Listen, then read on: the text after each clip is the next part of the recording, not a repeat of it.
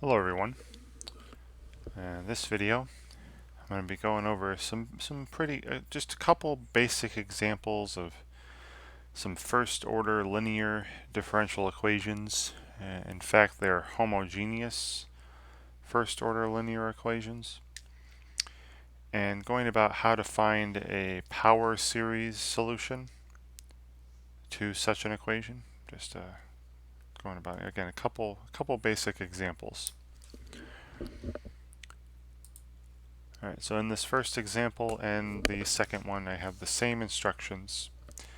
I'm asked to find a power series solution. Remember what a power series looks like. It's, y equals sum from, n equals 0 to infinity, or n equals something to infinity, of some constants c sub n times x to the nth, right? Just sums of powers of x, right? Thus power series. And the index doesn't need to be n, it could be any letter, but I have n here. Doesn't matter. Alright, okay, to the first order linear differential equation. Now the first one I have here is y prime minus 5y equals 0. Now hopefully you recall that, you can solve this equation without power series. The reason power series methods are brought up is because there are going to be some differential equations in further reading or in further exercises, further videos that I'm going to make. There are going to be differential equations that have solutions that are not some elementary function, that can't be expressed as an exponential or a trigonometric function or a polynomial function, or hyperbolic, trigonometric, or logarithmic, or rational, or whatever. Right? So in those cases, if you can determine a power series solution, also with an interval of convergence for that power series, that might be the best way to be able to express a solution to such an equation. Alright, now for these first couple examples though, in this first video, I have a couple of equations that you should be able to solve, in terms of elementary functions, without power series. So I'm going to do both. I'm going to show you remember the old way to solve these, right? Remember this, I would have the this is one of those equations that's homogeneous with constant coefficients. So I would let y equal, e to the mx, and then get an auxiliary equation. Or you could also do this is also a separable equation, but there's lots of ways to do this one. And then I have the auxiliary equation, aux m minus 5 equals 0. Obviously the only root here is m equals 5. So then the general solution to this equation is y equals, some constant, say c, times e to the 5x power. Okay, so keep that in mind as we go through and solve this, try to find a power series solution. And what you're going to notice when I'm done is that the power series solution we find will be exactly the same as the power series representation of some constant times e to the 5x. Alright, and hopefully I'll try to refresh your memory as to what I'm assuming you've gone through, again, some sort of Calc 2 class, Calc 1, Calc 2, where you were introduced to power series, and I'm assuming you know the power series for for an exponential function with base e. All right. So finding a power series solution. So first, I'm going to let's assume that it does have a power series solution. let y equal, and then we're going to find it, right? Let's have y equal the sum from n equals 0 to infinity of some constant c sub n times x to the nth, right? So this is, and if you forget what this means, this is some constant c sub 0 plus c1 times x plus c2 times x squared plus dot dot dot, forever. All right. Then what we're going to do is take the derivative of this series and substitute into our equation. So y prime, and this is dy, with respect to derivative of y with respect to x, dy over dx, would just be the sum. Now notice what happens here. Now you could do this, say n equals 0 to infinity of c sub n, but then power rule would be n times x to the n minus 1, right? And you see what happens. Now the first term would obviously be 0, derivative of a constant, plus then c1, right? Plus then 2c2x, plus etc. Right? So that first term isn't really necessary. Okay, the 0, right? That's not necessary. So rather than have it start at n equals 0, because it's meaningless, just have this start at n equals 1. Right? So y prime is the sum from n equals 1 to infinity of these terms here, n times c sub n times x to the n minus 1. Okay. All right. Now we substitute these series into our equation.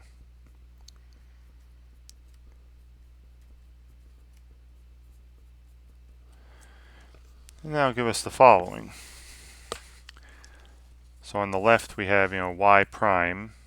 So y prime, that was the sum from n equals 1 to infinity of the n times c sub n times x to the n minus 1. Then minus 5 times y, right, times the sum from n equals 0 to infinity of c sub n x to the nth. And this is equal to 0. Okay, so I've substituted y and y prime, these power series.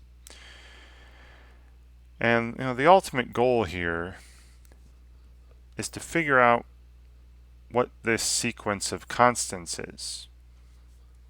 Right? A major goal.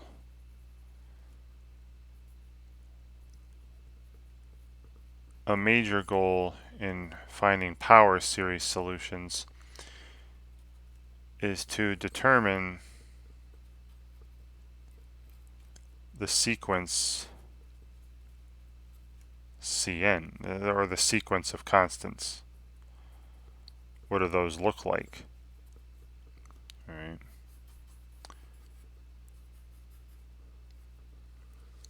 You'll see what I mean in a second.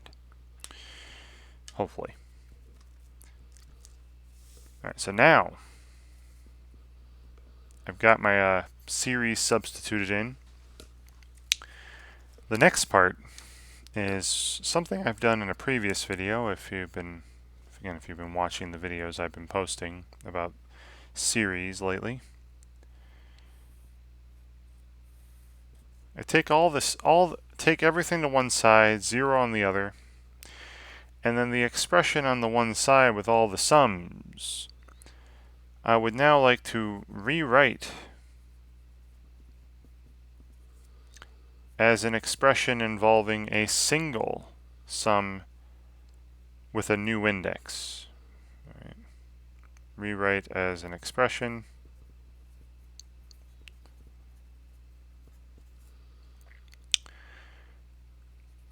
with a single power series, right? Because right now there are two series over here. Let's say a single series. And put in parentheses here, involving x to the some k power, right? X to the k power, or whatever, whatever, if you want to call it x to the nth again after you're done reindexing, that's fine. So if you recall from the last video I did on this, in order to do this, I would need to make sure I'm going to have all my series start with the same power of x, which they do. N equals 1 over here in this sum. When n equals 1, this would start with x to the 0 power. And here in this sum, when n equals 0, the power of x, the first one you see, is x to the 0. So they both start with x to the 0 power. So now what I'm going to do is called reindexing.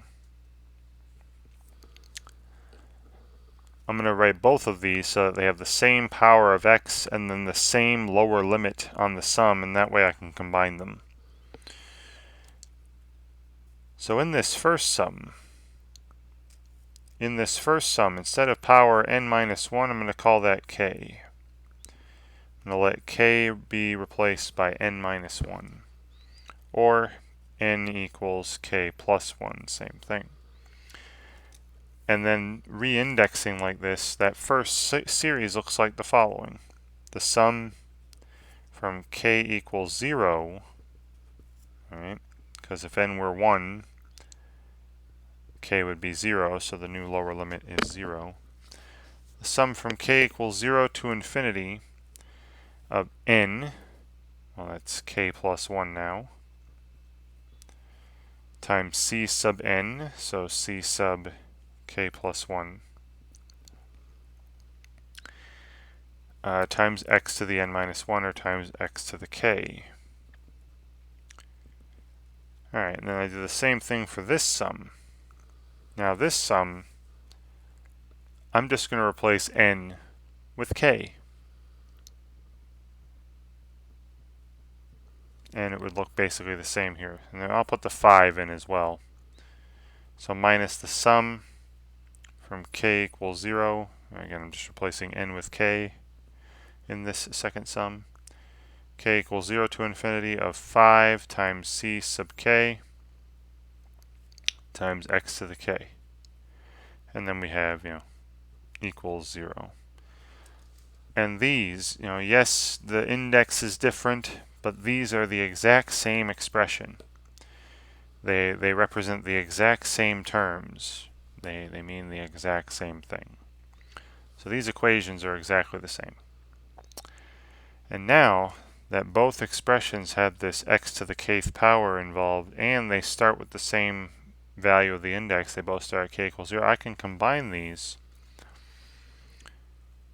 into a single sum. The sum from k equals 0 to infinity of, and then, since again both of these have x to the k in common, I'll factor it out. And we have k plus 1 times, c sub k plus 1 minus 5 times c sub k times x to the k. And this has got to be equal to 0. All right. So here I have my expression as a single sum. And the only way this is going to be true, alright, because what is this? This is just some giant polynomial, right? Now you don't have to do this. I'm just doing it for the purposes of this video. Once I have my expression with a single sum over here, look at what this is, right? This equation is this. Left side, when k equals 0, this would be, 0 plus 1 is 1. C1, this would be C1 minus 5C0 times x to the 0 plus, and then when k equals 1, be 2C2 minus 5c1 times x to the first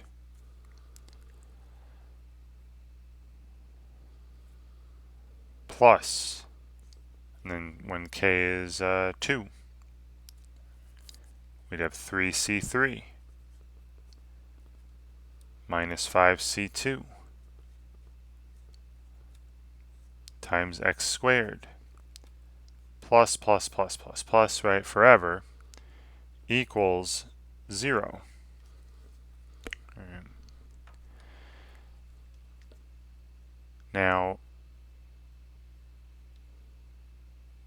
in order for this to be a true statement all the time, in order for this to be an identity, remember, the only time a polynomial is equivalent to 0 all the time is when every coefficient is 0. So this last statement here with the sum, this sum of k plus 1 times ck plus 1 minus 5ck times x to the k equals 0, the only way that's true, the only way that's an identity, is if all the coefficients are equal to 0. So this implies that k plus 1 times ck plus 1 minus 5 times ck, all these coefficients, must be equal to 0 for all values of k, right? For k greater than or equal to 0. Right?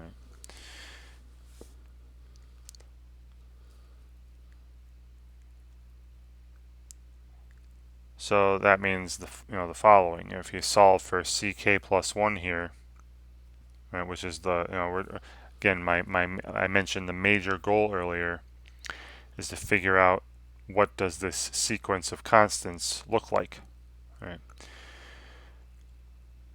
So we can get a nice recursive formula. Well, this is a recursive formula right here for the sequence of constants c. We see that c sub k plus 1 is 5 times c sub k over k plus 1 for all k greater than or equal to 0. And let's see where this leads us. Right? So this means that we see that c1, right, when k equals 0, I'm just going based on all these coefficients here, right? C1 would just be equal to 5c0, right? And then C2 would be equal to 5c1 divided by 2. If you take a look at this coefficient being 0. But hey, didn't we just say that C1 was 5c0? So this is 5 squared times c0 over 2. Okay. Then C3. C3 would be 5c2 divided by 3. But C2 we said was this, right? So I'm going to substitute this into C2 here, and we'd get 5 cubed C0 divided by 3 times 2. And there's a reason I'm writing these like this. Right? I'm hoping that after some period of time, you can see a nice pattern forming that'll help you describe any of these constants. C4 would then be 5c3 over 4. Right, just replacing k with 3. This pattern is keep holding. And then I substitute this in for c3, and we'd get that c4 would be 5 to the 4th times c0 divided by 4 times 3 times 2. Now you may recognize, 2, 3 times 2, 4 times 3 times 2. Those are just the factorials. So based on, you might see it earlier, you might see it later. But based on this, The pattern I am noticing here is that C sub n, right, going out to when going out to the nth subscript here. C sub n, based on these previous values, looks like the following pattern. I'd have 5 to the nth power times the C sub 0, right? The constant C sub 0. So I only need to know one constant here. Divided by, and then you see how the denominator, this is 4 factorial in this denominator. This is 3 factorial in this denominator. 2 factorial, 1 factorial. So divided by n factorial, it looks like. So I find that pattern and try to describe C sub n. I try to describe what the nth term of that sequence look like. So, that's gonna be harder to do in some problems than others, but you try to find patterns. You try to figure out what is that sequence of constants Cn. Alright, then finally we go back and substitute this for Cn in our power series solution. Alright, remember I said we're going to have y be equal to the sum from n equals 0 to infinity of C sub n x to the nth. Well, now I know what C sub n looks like. Alright, now I know what C sub n looks like. So a power series solution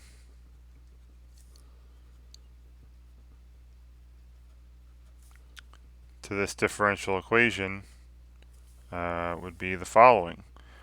Y equals the sum from n equals 0 to infinity of this C sub n, 5 to the nth times C0 divided by n factorial times x to the nth power. And C0 is a constant. So I could pull that out and I get some constant, C sub 0, or this is just some constant that I don't know, but I'm finding a general solution. So this is just a constant, some constant C sub 0 multiplied by the sum from n equals 0 to infinity of 5 to the nth x to the nth divided by n factorial. And then I'll leave this to you. Using the ratio test for convergence. You can show that the interval of convergence for this series is all real numbers.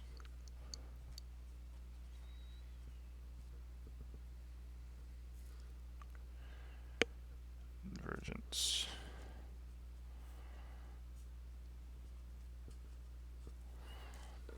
And there we have it. All right, here is our power series solution. Y equals some constant times this infinite sum. And this sum is convergent no matter what value of x I use. Now, remember earlier, I know that took a while, and it will take a while, these problems. But remember earlier, I did it the old-fashioned way, the easy way, and we found that the general solution was this some constant times e to the 5x. And hopefully you recall from some previous class that the power series, the Maclaurin series I should say more specifically, the Maclaurin series for y equals e to the 5x would have been the sum from n equals 0 to infinity of 5x to the nth power divided by n factorial. Well, hey, that's the same thing as I got here. That's n equals 0 to infinity of 5 to the nth times x to the nth over n factorial. That is exactly what I got right there. And the interval of convergence for this was all real numbers. Again, you can Hopefully you recall that for your exponential functions as power series. So earlier, right, I said the general solution was y equals some constant times e to the 5x, and that's exactly what I got here, but in power series form. Exactly the same. Some constant, which I'm calling c0 here, times, and then this sum, which is indeed the power series for e to the 5x, and has that interval of convergence, all real numbers. All right, and also too, something you're going to notice when we get into other videos on second order, third order, etc. Well, probably not going to go higher than second order because you can see how long these can take. But when I had this first order equation, the general solution usually only involved, only involved the one parameter, the one constant c here. Well, so should the power series solution then, right? So if you have a first order equation, your power series solution should have only one parameter, one particular constant that is dependent that is part of it. And same thing goes for a second order equation, right? A second order equation, usually the general solution involves two parameters, two constants. So you'll see in a future video that when I go over, when I go through finding power series solutions to second order equations, it'll involve two constants as well, right? Two specific constants, maybe like C0 and C1, a two parameter family of solutions. But yeah, but you see how that turned out real nice, didn't it? Got the same power series as the power series for e to the 5x, which we knew was the solution from earlier. Now, as I mentioned at the beginning of the video, now you won't always know how to solve these equations. So very often the power series solution you get is just the way it's got to look. You can't you get a power series solution and say, oh, that's it. That's the solution to the equation.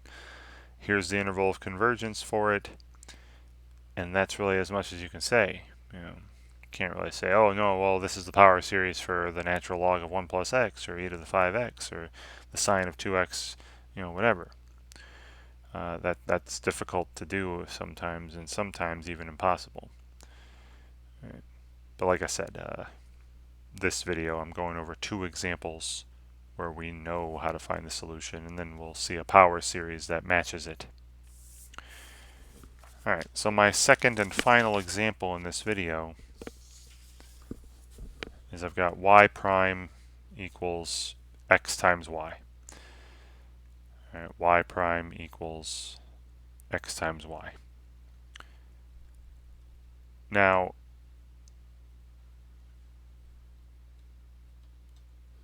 this is not, I mean, I could easily take everything to one side, 0 on the other.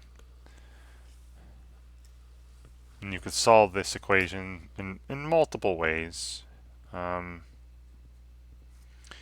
If you think of, you could do, this is a separable equation, dy dx equals x times y. Then you get dy over y equals x dx. Integrate, right, the natural log of the absolute value of y equals 1/2 x squared plus some constant, I'll say c0, and then exponentiate, and we get our general solution. Y equals e to the c0 would be just some constant, I'll just say constant c, times e to the 1/2 x squared, or e to the x squared over 2. Alright.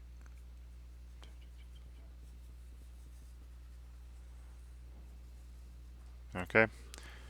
And there was your family, there's the general solution to this equation. When I looked at this as a separable equation, you could also, I'm going to do this to start here. We have y prime minus xy equals 0. You could also have used an integrating factor here, taken e to the integral of negative x dx, and multiply both sides by that, and and you would eventually have ended up with y equals some constant times e to the half x squared power. All right, so yes, you should know how to solve this in the usual fashion. But what I want to do again is find a power series solution to this equation.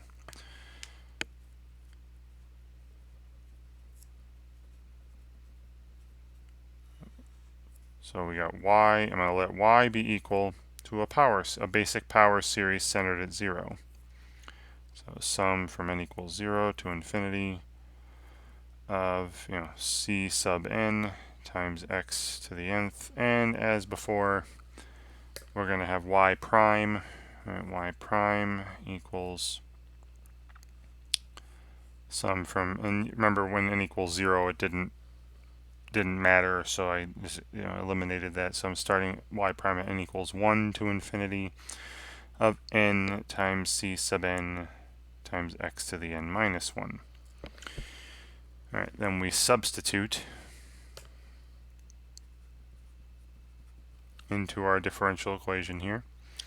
So I got y prime, sum from n equals 1 to infinity of the n times c sub n times x to the n minus 1.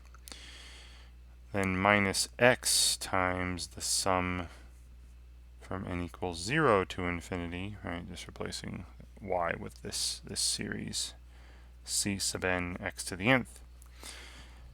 Now, and this is equal to 0. Now, in these series, right, the index variable, the thing that's changing is n. So in the series, you can consider x as a constant. So I could put this x inside, just like I put the 5 inside the series in the previous example. Right? As long as it doesn't involve n, you can do this. Right? You can treat any other variable as a constant. So this is the sum from n equals 1 to infinity of n times c sub n times x to the n minus 1 minus the sum from n equals 0 to infinity of c sub n, and then when I put the x inside, we have x to the n plus 1. Okay, and then again equals 0. All right, now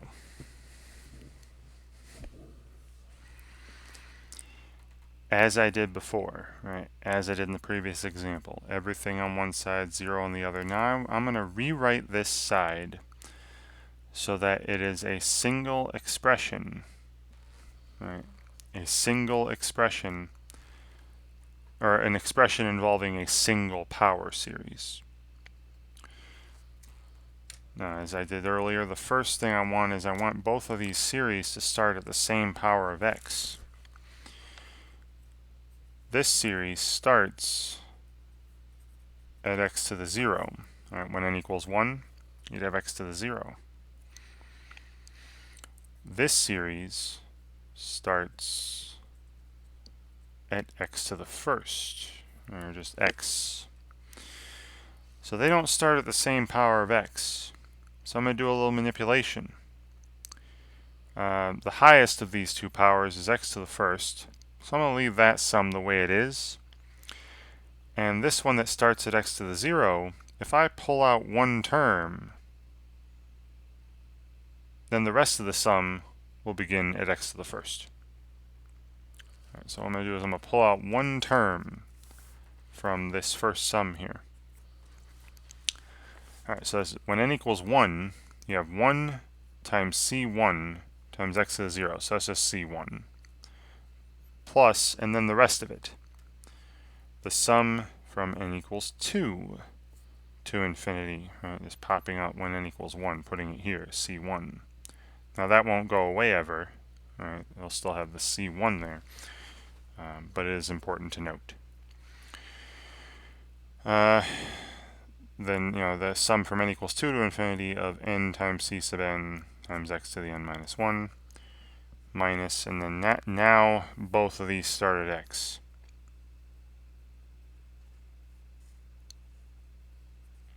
sum from n equals 0 to infinity of c sub n x to the n plus 1. Right, so now both of these sums start at x to the first. Right. And if that's the case, now I will re-index and combine them. Right, so re-index. So in this first sum, I'm going to have k replace n minus 1, right, the exponent there, or n be replaced by k plus 1. So now I have c1, right, again that term c1 that I pulled out earlier, that doesn't go away, plus the sum from now when n equals 2, k equals 1. Right. So k equals 1 to infinity of n, so k plus 1 times c sub n, right, c sub k plus 1 times x to the k. Then we have minus, and then this one here, again, I'm just replacing the exponent with k. So k equals n plus 1, or n equals k minus 1. And I have the sum from when n equals 0, k equals 1. And you see that both these sums now have the same lower value, k equals 1 to infinity, of c sub n, right, c sub k minus 1 times x to the k. Alright, so I've re-indexed. Now both sums are with index k. They both have the same starting value, k equals 1, and they both have the same powers of x. So now I can combine them. Alright, now I can combine them. So we have c1 still there, plus, and then this single sum. The sum from k equals 1 to infinity of k plus 1 times c sub k plus 1, and then minus c sub k minus 1, all times x to the k. They both had x to the k in common. I pulled that out. And again, this should be equal to 0. Now, like I did in the last example, but you don't have to do, right? You don't have to do this. I'm going to write out the first bunch of terms here and see what this looks like. So we have c1 plus, and then when k equals 1, this would be 2c2 minus c0 times x to the first, plus, and then when k equals 2, that was when k equals equal to 1. When k equals 2, we have 3c3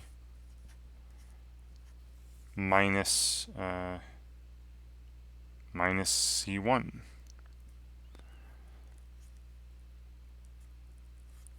Times x to the second, and so on, equal to 0. And just as in the previous example, right, I have a large, an infinite polynomial here.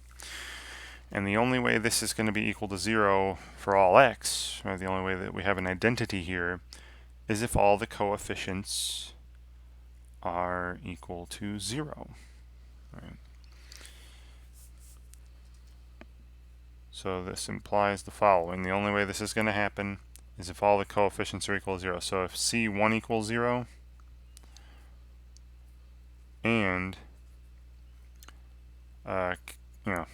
k plus 1 times c sub k plus 1 minus c sub k minus 1, if that equals 0 for all k greater than or equal to 1. Because that's the starting value in the sum there. Okay. Now, as before, I'm going to try to find a relationship that'll help me determine a pattern for this sequence. All right, I want to find a pattern describing the general term, maybe the general nth term of this sequence of constants c. So I see from here that ck plus 1 is equal to ck minus 1 divided by k plus 1. All right, just add that, divide by that. All right.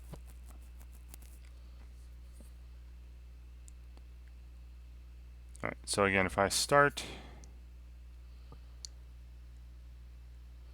with k equals 1, starting with the first value of k, we have c2 would be equal to c1, no, I'm sorry, c0, divided by 2. All right, so c2 is half of c0, right? Half of c0 if you want to write it this way. All right, then when k equals 2, we have c3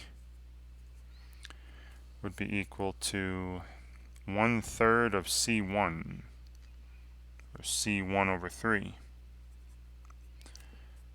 1/3 of c1. But,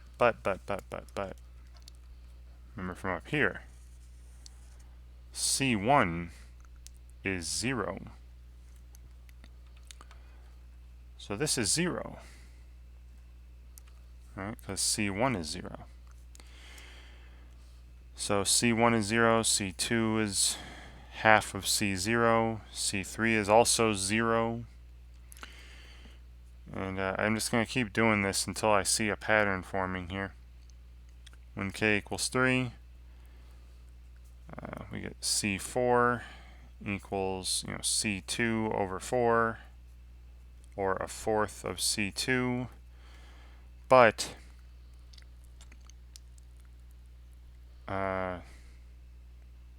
c2 was half c0.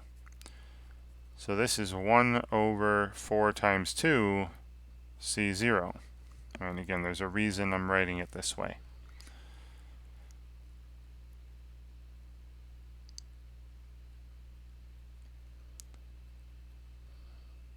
All right, so let's continue. I don't see the pattern totally yet.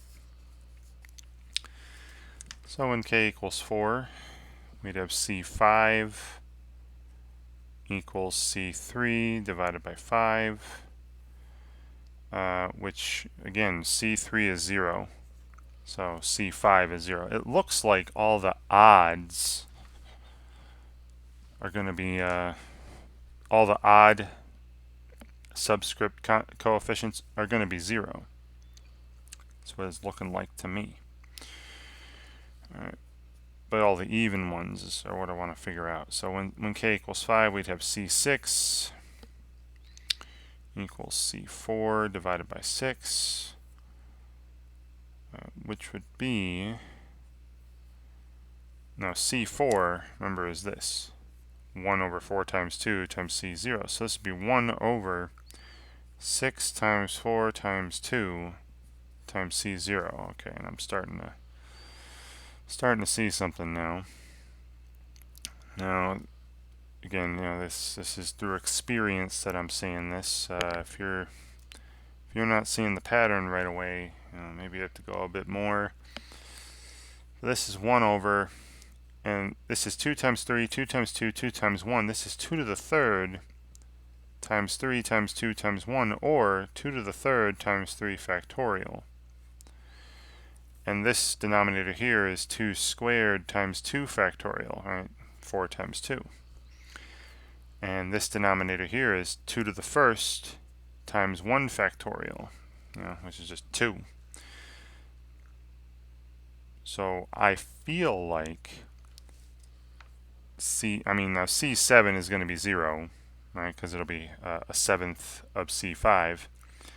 And then C8, I can tell you right now, is going to be, C6 divided by 8. But that's just this. Oh yeah, times C0. Sorry, there should be C0 there.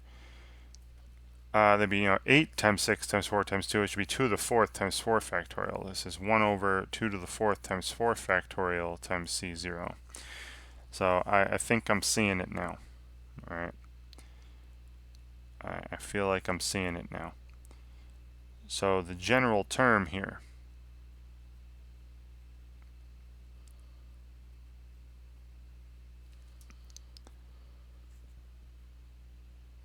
c sub n looks like the following. Now it's equal to 0 if n is odd. And it looks like it's equal to 1 over 2 to the half n times half n factorial times c0 if n is even. All right, if n is even. All right. So I'm going to put this in. All right, and this is going to be kind of weird looking.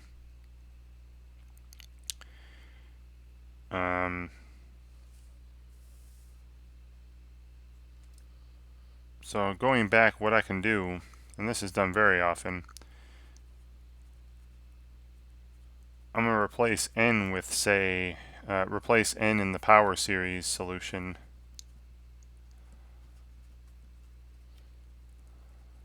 with, I don't know, like 2m or something, just to let you know that n needs to be even for anything, because remember, anything times 2 is any integer times 2 is even. This will help me like simplify this a bit. So we're seeing that c sub 2m is going to be 1 over 2 to the mth power, right? If I replace m with 2m times m factorial times c sub 0, right? And I'll use this, and I replace n with 2n in the entire power series solution. All right, so going back to my power series solution,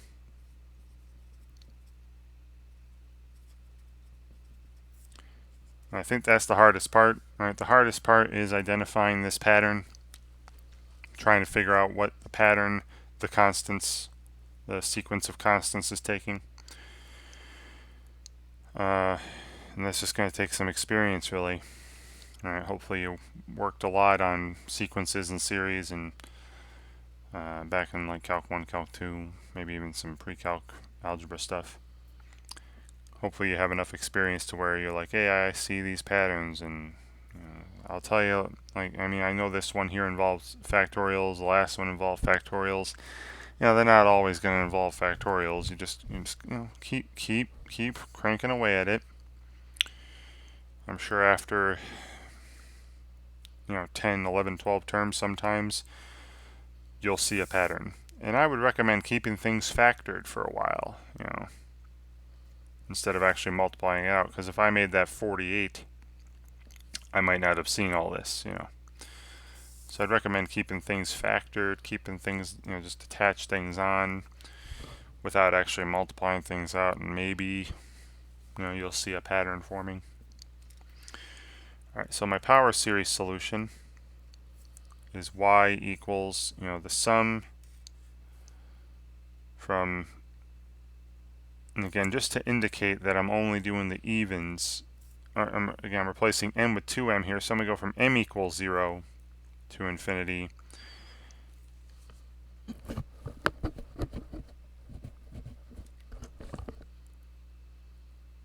And my general constant here is c0 over 2 to the mth times m factorial, and then again times x to the 2m power. Right? I replaced n with 2m in the power series, just to indicate to myself, just to let myself know that only even powers of x are going to have an actual coefficient, right? All the odd powers of x, the 7th power, the 5th power, are going to have a 0 coefficient, the 3rd power, as we saw. So yeah, and you might just see it, instead of m, you might just see them say, hey, just make that 2n, and it won't change anything. It's a dummy variable. Right. And just as the last example, c sub 0 as a constant, I pull that out. Right, so y equals some constant c sub 0 times the sum from, and like I said, I could replace m with n here and it would mean the same thing. All it would tell me is that even powers of x get a coefficient. So from n equals 0 to infinity, of 1 over 2 to the nth times n factorial times x to the 2n.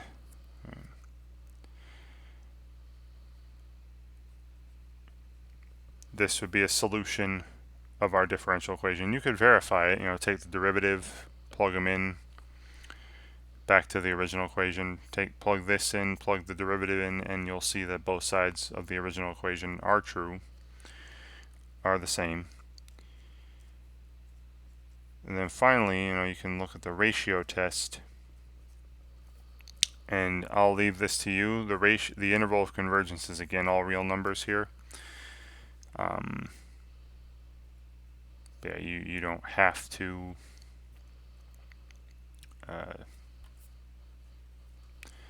it doesn't always have to be all real numbers, right? It just so happened for the two examples I chose, the interval of convergence for my power series solution was all real numbers, but just please know that that doesn't always happen.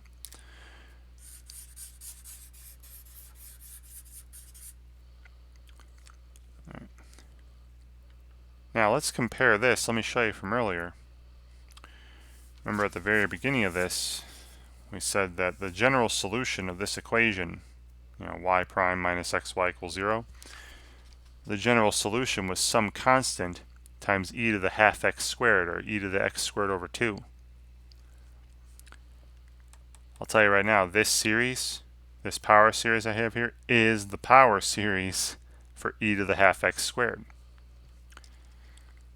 This might, again, hopefully this looks familiar. Right? I'll say that, the Maclaurin series, right?